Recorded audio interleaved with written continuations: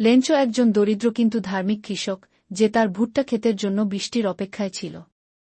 যখন বৃষ্টি শুরু হয় সে আনন্দিত হয়, কিন্তু কিছুক্ষণের মধ্যেই এক ভয়াবহ শিলাবৃষ্টি তার সমস্ত ফসল ধ্বংস করে দেয়া।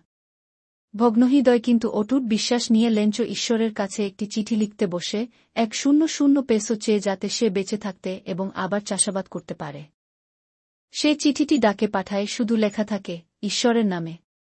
স্থানীয় পোস্টমাস্টার লেঞ্চোর এই বিশ্বাসে বিস্মিত হয়ে সহকর্মীদের কাছ থেকে টাকা সংগ্রহ করে, যদিও মাত্র 70 পেসো জোগাড় করতে পারে, এবং গোপনে তা পাঠায়, স্বাক্ষর করে ঈশ্বর নামে।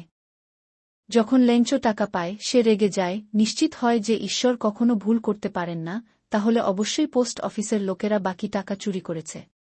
সে আরেকটি চিঠি লিখে, প্রভু, টাকা কম এসেছে। পোস্ট অফিসের লোকেদের বিশ্বাস করবেন না, তারা চোর। বিদ্রূপ, যারা লেঞ্চোকে সাহায্য করেছিল তার চোখেই তারা চোর হয়ে গেল। এই গল্পটি অন্ধবিশ্বাস, মানবিক দয়া এবং চোখের সামনে থাকা অলৌকিক ঘটনাকে চিনতে না পারার মর্মান্তিক বিদ্রূপ তুলে ধরে। নৈতিক শিক্ষা, কখনো কখনো প্রার্থনার উত্তর আসে অন্যদের মাধ্যমে, যদি কেবল আমরা তা চিনতে পারি।